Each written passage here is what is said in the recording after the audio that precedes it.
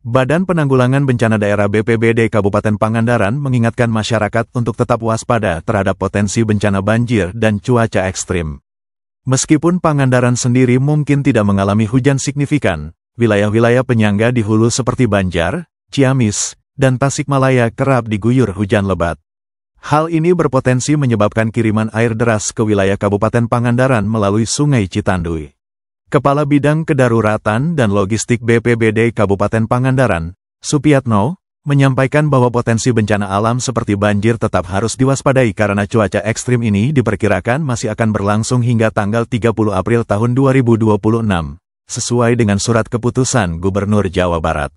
Supiatno menjelaskan, meskipun pada hari tertentu cuaca di Pangandaran cerah, hujan lebat di daerah penyangga dapat mempengaruhi daerah aliran sungai dan menyebabkan luapan di Pangandaran.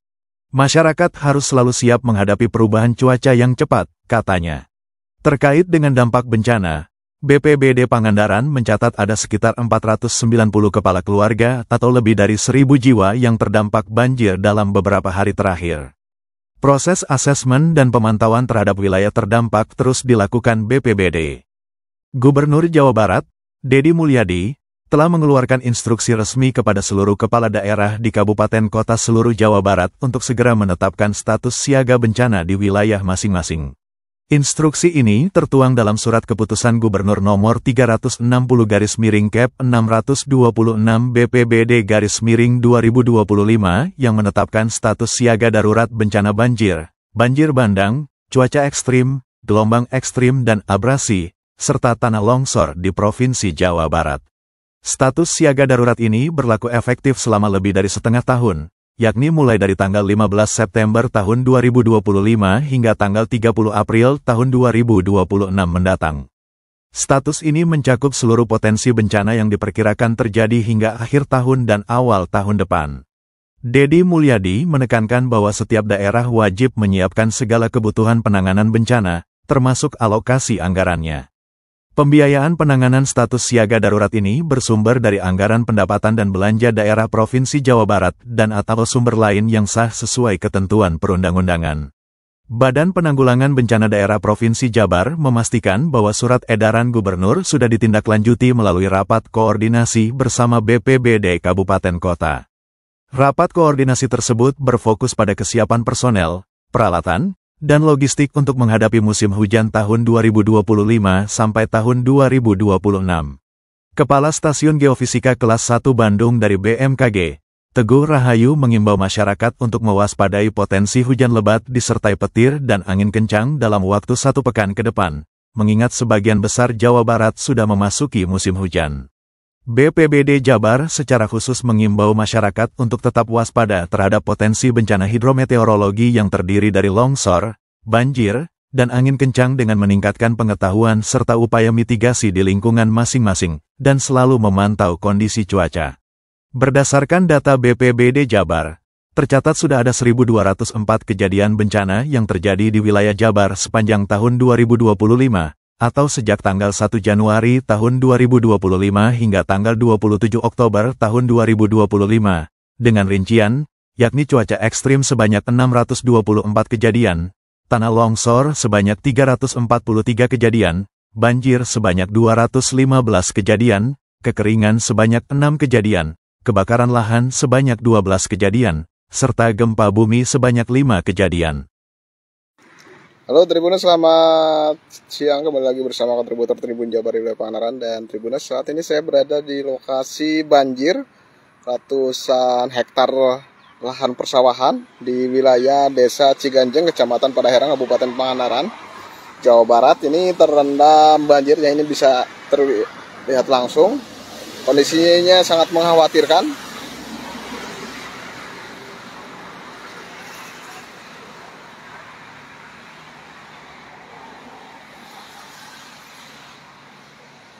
Dan ini menurut informasi ya, kemarin sempat viral juga ada warga yang mengeluhkan kondisi lahan persawahan ini dan sempat meminta bantuan kepada Presiden dan Gubernur Jawa Barat. Jadi kondisi banjir seperti ini ya sudah setiap tahun ketika musim hujan ya di wilayah Desa Ciganjeng, Kecamatan Padalarang, Kabupaten Pangandaran.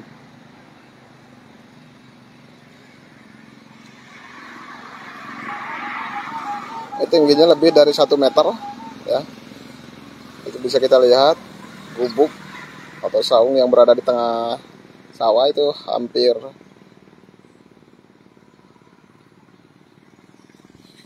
tidak terlihat ya, hanya tinggal atap saja yang terlihat.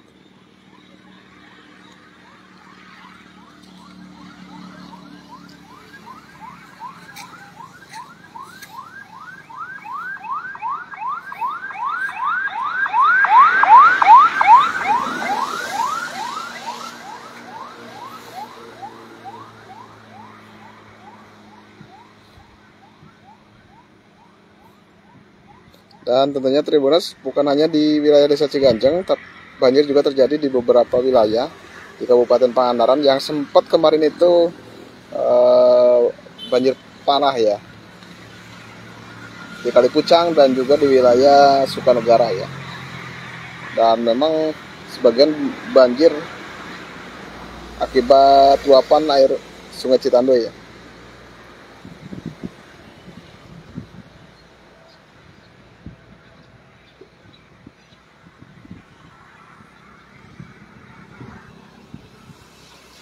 Disampaikan nih, kondisi lahan di wilayah Desa Ciganjeng ini selalu terendam banjir. Nah, ini bisa dijelaskan kenapa bisa sampai terendam banjir dan bagaimana nih kondisi para petani di wilayah Desa Ciganjeng yang memang saat ini terendam banjir, dan banjirnya sekitar berapa tingginya itu? Kalau Silakan. ditanya tentang kondisi masyarakat Ciganjeng khususnya petani, ya beginilah, setiap tahun merasa kerugian. Ini diakibatkan karena luapan dari air Sungai Citandoy yang mulai ke sini, ditambah lagi dari air pegunung yang turun, hujan lokal lah gitu ke sini. Jadi petani ini ya sudah merasa bosan, sudah hampir 35 tahun begini terus. Akibat dari ada yang gagal tanam, gagal panen. Ini kalau dihitung ini kerugian petani setahun itu sampai 17 M kan luas, karena dihitung kurang lebihnya lahan itu 300 hektar. 300 hektar. Artinya berarti memang kumulatif itu kumpulan warga itu memang sering ngobrol-ngobrol ya, sekitar segitu. Iya, iya. Dan ini gimana nih? Apa langkah dari petani ketika tanamannya atau ketika masa panen selalu gagal? Ini gimana nih? Apa mereka selalu sabar atau gimana? Kalau disebut sabar, mungkin sudah kehabisan sabar sekarang ini. Ditambah lagi mungkin ekonomi sekarang lagi begini, Pak. Jadinya diharapkan dari petani itu, ya mohonlah ada bantuan yang benar-benar untuk warga masyarakat Desa Ciganjeng khususnya petani. Nah, kalau dulu sudah ada upaya normalisasi atau apa? Sudah ada. Beberapa tahun. Oh, itu dari tahun 2020-an, 2020 kalau nggak salah itu. Berarti sekitar 5 tahunan. Oh, 5 tahunan ya ke belakang berarti. Dan tapi berhasil tidak? Alhamdulillah. Jadi ada dampak positifnya. Tanggul ini, jadi petani itu mintanya yang penting jangan jebol tanggulnya. Oh, supaya jadi pembatas ya antara sungai air dari sungai kemudian dari pegunungan. Iya, gitu aja. Nah, sementara ini gimana? Ketika gagal panen ini warga untuk aktivitas itu seperti apa berarti?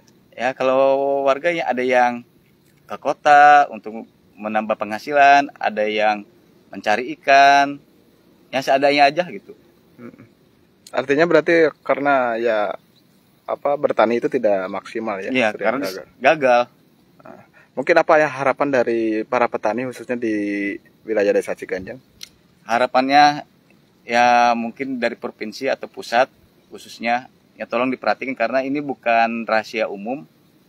Ini sudah lebih dari 35 tahun kalau saya nggak salah ngitung gitu.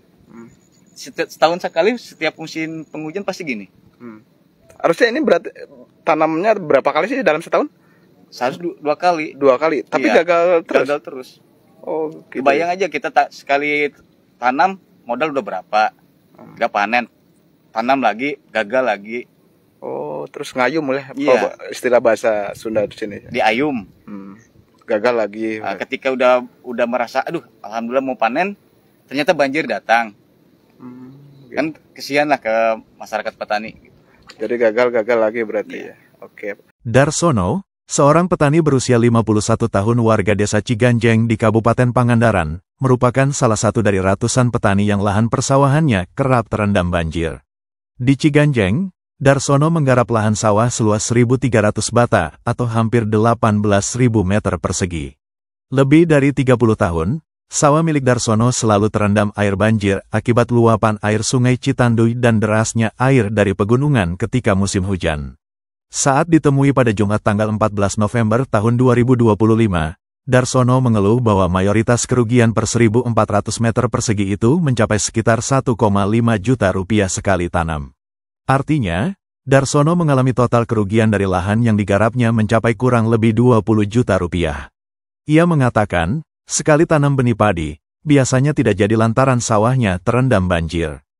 Kemudian Darsono mencoba untuk menanamnya lagi, namun banjir kembali datang.